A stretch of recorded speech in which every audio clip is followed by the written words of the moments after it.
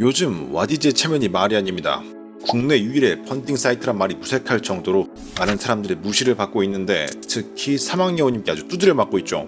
오늘 소개해드릴 전동 키보드 역시도 와디즈에서 펀딩이 진행됐다가 환불 사태를 맞이한 모델입니다. 그 결과가 말해주듯이 평점이 아주 경이롭습니다. 멘트도 아름답죠. 그런데도 왜 가지고 왔냐고요? 싼 거! 여러분들이 원하시는 싼 거 찾다 보니까 구입하게 됐습니다. 제품에 대한 입문자의 첫인상은 1편에서 살펴봤으니까 오늘은 빠르게 전체적인 이야기를 해보도록 하겠습니다.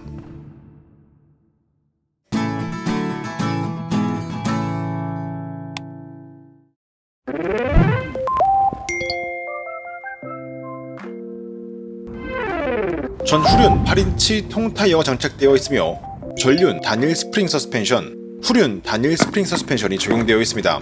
36V 350W 후륜 구동 모터로 동작하고 36V의 7.5A 리튬이온 배터리가 적용되었습니다. 11.5kg의 무게, 폴딩 시 가장 긴 변의 길이 940입니다. 스펙상 충전 시간은 3시간에서 4시간, IP54 등급, 최대 주행거리 30km, 등판각 25도라고 소개되어 있네요.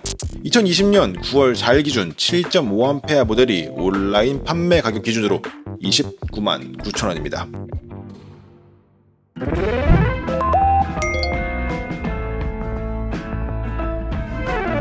12kg의 무게에 폴딩 시 가장 긴 변의 길이가 940인 롤리고고 LG-O-C350 프로는 아주 높은 휴대성을 보여줍니다. 성인 남성이라면 한 손으로 가볍게 들 수 있고 여성분들도 가볍진 않겠지만 충분히 들고 이동할 수 있을 정도의 무게라고 보시면 됩니다. 8인치의 타이어를 가진 모델 중에서 가벼운 편이며 앞뒤 서스펜션이 모두 달려있다는 점을 감안한다면 무게는 확실히 가벼운 편이라고 할 수 있겠습니다. 폴딩 방식은 버튼을 이용한 원터치 폴딩으로 총 2단계로 이루어져 있습니다. 목 중앙 부분에 폴딩 레버를 밟으면서 핸들을 앞으로 순간적으로 밀어주면 쉽게 접을 수 있으며 한번 폴딩을 하게 되면 지금처럼 반만 폴딩이 되게 됩니다. 이 상태에서 이런 식으로 세워둘 수가 있죠. 킥스탠드가 없는 초경량 제품에서 많이 볼 수 있는 방식입니다. 여기서 다시 한번 폴딩부를 눌러주면 완전히 접을 수가 있고 핸들바가 중앙까지 내려오면 고정됩니다. 다시 펼 때는 역순입니다. 폴딩을 할 때도 손과 발이 모두 필요하고 폴딩을 해제할 때도 손과 발이 모두 필요한 방식입니다. 초보자분들이 처음 사용할 때 굉장히 헷갈릴 수 있는 방식이기 때문에 반드시 친절하고 상세한 설명이 동반되어야 하는 부분이라고 보여집니다. 일단 기본적으로 좀 불편합니다. 방식이 불편하고 복잡하면 대충 하다가 불필요한 고장이나 사고를 유발할 수 있습니다. 잘 확인하시고 귀찮아도 제대로 체결하면서 사용하시기 바라겠습니다. 아 씨발 이렇게 하면서 이렇게 펴야 되는구나. 이 폴딩부가 유격의 폭이 꽤 큰 편입니다. 폴딩부의 고정 폭 조절이 가능하도록 되어 있지만 구조적인 한계상 조절한다고 해도 현실적으로 유격을 없애는 건 불가능에 가깝습니다. 그렇다고 유격을 과도하게 조절하려고 하면 제품이 파손되거나 폴딩 자체가 불가능할 수 있기 때문에 유격 조절 시에도 주의가 필요합니다. 전반적으로 무게가 가볍고 폴딩 시 크기가 작아서 휴대성 자체는 뛰어나다고 할 수 있겠지만 폴딩이 불편하고 유격은 상당히 큰 편이라고 정리할 수 있겠습니다.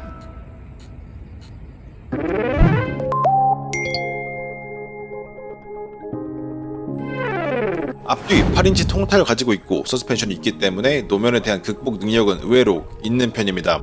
조금 거친 노면을 가더라도 충격을 어느 정도 걸러주며 천천히 이용한다면 승차감이 괜찮은데? 라고 느낄 수도 있는 정도입니다. 서스펜션의 스트로크가 보기보다 긴 편이고 차고가 굉장히 낮아서 약간의 안정감도 들 수 있습니다. 대신에 잘못하면 노면에 밑판이 긁히는 경우가 생길 수가 있겠죠. 의도적으로 주의를 좀 하셔야겠습니다. 이것저것 다 떠나서 가장 안타까운 건 앞에서 말씀드렸듯이 유격이 아주 심하다는 겁니다. 저는 실제로 주행을 하면서 제품이 부서지거나 접혀버릴지도 모르겠다는 불안감이 들 정도였습니다. 여러가지 분석을 많이 해봤어야 하는데 제가 다칠지도 모른다는 공포심에 주행 테스트는 딱 한 번에 완충완방까지만 진행했습니다. 불출하고 12km 탔는데 벌써 안 가. 배터리 얼마 남았어요? 없어요. 에? 아까 3칸 남았는데? 우와. 끊었어. 우와. 지금 여기 12km였거든요. 12km. 대박 사건. 와, 진짜 너무하네 진짜. 안 켜지나? 안 켜져. 핸들바의 높이는 930 정도 되며 실제로 타본 느낌으로는 155에서 170 사이의 신장에게 적합한 수준이었습니다. 제동은 풋브레이크와 전자브레이크로 동작하는데 전자브레이크의 세팅이 굉장히 약한 편입니다. 내리막은 당연하고 평지에서도 항상 풋브레이크의 사용을 염두에 두고 이용하셔야 합니다. 전자 브레이크 세팅이 상당히 아쉽습니다. 계기판은 LCD로 이루어져 있는 것으로 보이며 시인성은 아쉽습니다. 어두울 땐 잘 보이지만 날이 밝아지면 거의 보이지 않는 수준이었습니다. 별도의 기능은 거의 없고 터치 방식으로 속도를 조절하도록 되어 있는데 굉장히 민감합니다. 한 번씩 누를 때마다 속도가 한 단계씩 돌아가는 방식인데요. 형태적인 특성상 사람의 신체 부위나 옷이 접촉될 수도 있는 부분인데 그때마다 속도가 계속 바뀌어버리니까 굉장히 불편했습니다. 전원 버튼이 따로 없어서 무조건 무선 전원키를 사용해서 전원을 켜야 하는데 이건 정말 불편합니다. 경량형의 메리트를 완전히 무시한 세팅이라고 보여집니다. 이런 가벼운 전동 키보드를 타는데 이따시만한 키를 무조건 들고 다녀야 한다니 노트북은 가볍게 만들어 놓고 어댑터를 대빵만하게 만들어 놓은 회사들보다 더 짜증납니다. 헤드라이트는 의외로 밝은 편입니다. 눈뽕이 조금 있지만 광량 자체가 아주 약하지 않아서 추가 라이트 없이도 주행이 불가능한 수준은 아니었습니다.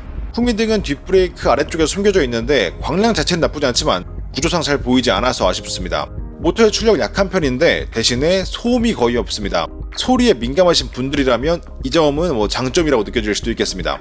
굉장히 느린 가속 곡선을 보여주며 전체적인 출력은 좀 아쉬운 편입니다. 전형적인 저가형 경량 전동 키보드라고 그냥 보시면 되겠는데요. 등판력은 80km 기준 약 4도에서 6도 정도, 넓은 육교를 도움닫게 하면서 이용하면 적당한 정도라고 보시면 되겠습니다. 이 정도면 평지에서는 충분히 이용할 수 있는 출력이기 때문에 언덕에서만 조금 타협한다면 크게 불편할 정도는 아니라고 생각합니다. 배터리 분리는 불가능하며 충전구는 바디 목 부분에 위치하고 있습니다. 충전구 위치상 폴딩했을 때 충전구 연결이 좀 불편할 수도 있겠지만 무게가 가볍기 때문에 전반적인 충전 시 만족도는 나쁘지 않은 편일 것으로 보입니다.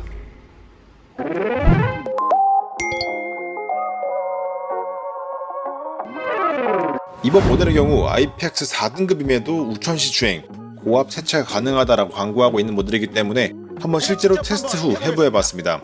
해부하기 전 간단하게 실험을 해봤는데요. 실험 조건은 계기판을 제외한 본체 아랫부분 홍건 세차 1회, 비오는 날씨에 2시간 세워두기 1회, 그리고 그 후에 하루 동안 방치해두는 것으로 했습니다. 참고로 IPX 4등급이라는 등급은 전체 방향에서 물 뿌리개로 뿌리는 물 정도를 막을 수 있는 능력이라고 이해하시면 편하실 겁니다. 지금 보시는 것처럼 제품의 조향 부분과 커넥터 부분에 녹이 보이고 배선을 따라가서 물기가 좀 관찰이 됩니다. 나사에도 녹이 생겼습니다. 다행히 배터리 화면에 따로 물이 들어가 있지 않았지만 기본적으로 별도의 실링 없이 스펀지로만 마감되어 있기 때문에 방수 능력이 있다고 보기에는 무리가 있겠습니다. 오늘 보여드리는 건 딱 2일간의 임시 테스트 결과이기 때문에 여러가지 변수가 있을 수 있고 여타 다른 테스트와 결과가 다를 수 있습니다. 참고만 해주시기 부탁드리겠습니다.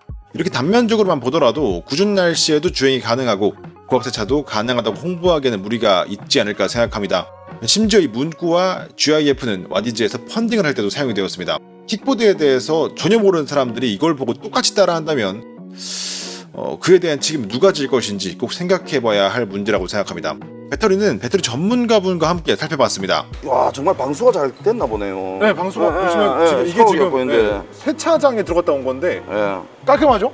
네, 내부판 방수는 잘 돼 있어요, 진짜. 물이 안 들어갔더라고요. 스펀지 한 개밖에 안 돼 있는데 이게 실링 처리가 안 돼 있는데도 방수가 잘 되나 보네요. 신기했습니다, 저도. 저희 보면 보통 이제 고무 가스켓이나 이런 게 있으면 맞습니다. 좀 패킹이 될 건데 스펀지만으로 이게 패킹이 안 됐을 것 같은데. 맞습니다. 물이 안 들어갔다는 거 대단한 게. 다행인 거죠. 이렇게 위에서 아래로 돼 있다 보니까 그나마 살아남은 게 아닌가 싶어요. 만약에 발판이 위쪽으로 돼 있었으면 물이 섬에 들어갔을 거예요. 그럼 끝장나죠. 한번 뜯어보셨다 하니까. 네, 일단 패킹 자체는 제가 처음에 뜯었을 때는 깔끔하게 돼 있었어요. 이건 배터리 팩 딱 보니까 많이 보던 회사 거 같네. 이게 잘 아셔야 될 게 킥보드 만드는 제조업체에서도 배터리 팩을 생산하지는 않습니다. 배터리 팩을 만드는 공장들이 여러 개가 있고 이 만든 여러 개 공장에서 각 킥보드 업체들마다 다 납품을 해요. 맞습니다. 거의 배터리가 비슷비슷하게 나오는 데가 많아요. 일반적으로 킥보드 공장 보통은 조립 공장이라고 보셔야 되고 그중에 큰 곳만 전체를 다 생산하는 맞습니다. 거라고 보시면 돼요. 대부분은 조립 공장입니다. 아마 나인부 빼고는 거의 다 조립 공장일 겁니다. 자, 이만큼만 봐도 이 절연 처리라든지 이런 건 정말 잘하세요. 원래 이런 배선들이 센싱 배선이라는데 이 센싱 배선이 니켈 위를 지나가면 안 됩니다. 지나가면 안 되는 이유가 이 니켈 자체가 워낙 칼날같이 날카롭다 보니까 이 위를 지나가면 씨달키면서 얘가 쇼트가 나요. 얘는 신경을 많이 쓴 겁니다. 그것만 해도 훌륭하다. 네. 자, 그리고 이 중간중간 절연지 들어가 있지. 이게 직렬 구간에 넣는 거 이유거든요. 병렬에서 직렬 넘어가는 구간이 이 몸통이 전부 다 마이너스다 보니까 이 만나면 쇼트라요. 자, 이것만 봐도. 자, 이 중간중간 전부 절연이 다 돼 있어요. 자, 이거는 좀 움직이는 이게 조금 아쉬워요. 이게 지금 이게 노는 것들 이런 게 이게 이제 씨달키면서 이제 쇼트가 아까 난다고 했는데 그래도 한번 좀 고정을 좀 더 신경을 써줬으면 하는 그게 좀 아쉬운 게 있지. 이게 움직여서 좋을 건 없거든요. 이 중간에 절연지나 양면 테이프만으로도 이게 사고나 이런 것들이 발생했을 때 배터리를 좀 보여줄 수 있느냐에 대한 게 사실 좀 불안하거든요. 솔직히 보호를 생각을 한다면 미 땡땡땡 그 회사처럼 만들지 않고는 안 됩니다. 저는 전문가가 아니라서 사실 이런 거 잘 모르거든요. 근데 제가 보기엔 사실 이게 안전하지 않아 보였거든요. 킥보드라는 건 서 있는 물체가 아니에요, 여러분. 킥보드는 움직이고 굉장히 빠른 속도로 지나가고 충격을 받기도 굉장히 쉬운 구조로 되어 있어요. 특히 배터리가 바닥에 있어요. 내가 언제 긁힐지, 어디서 돌을 박힐지, 뭐 차가 끈을 밟을지 알 수가 없는 형태로 되어 있는데 30만 원을 놓고 봤을 때 이만큼이면 정말 좋다라고는 할 수 있어요. 정말 좋고 뭐 안전한 이런 킥보드가 아니라 30만 원을 놓고 봤을 때는 괜찮아요. 자, 정리해보자면 생각보다 의외로 잘 패킹되어 있다라는 평이죠. 30만원짜리 전동 킥보드라는 제한 안에서 말입니다. 그럼에도 개인적으로는 좀 아쉬움이 남는 건 어쩔 수 없는 것 같습니다. 배터리는 중산텔이 사용이 되었고 용량과 방전율 그리고 기본적인 정렬과 패킹에는 크게 문제가 보이지 않았습니다.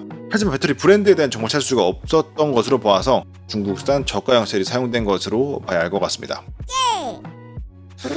네, 이렇게 해서 오늘은 299,000원대 진짜 싼 전동 킥보드에 대해서 알아봤습니다.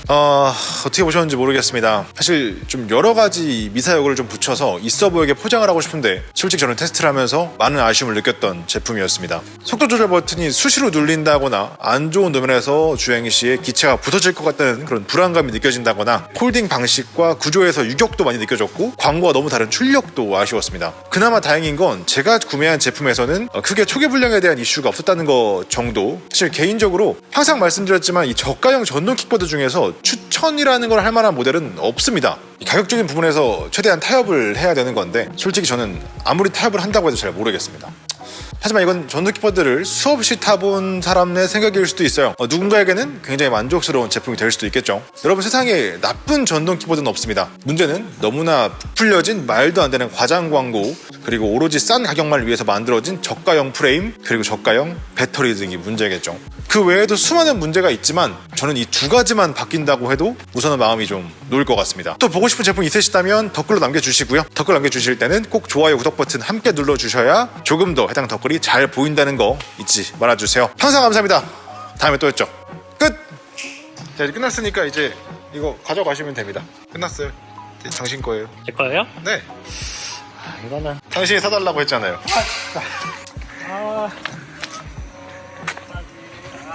이거 타면 죽을 수도 있어. 근데 진짜 난 꺾이는 거 봤잖아. 난 불안해서 못 타. 근데 어쨌든 뭐 탈 사람은 타겠지 뭐.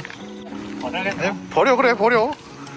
이거 그냥 놔둘 테니까 가져가지고 싶어. 가요. 선착순이야?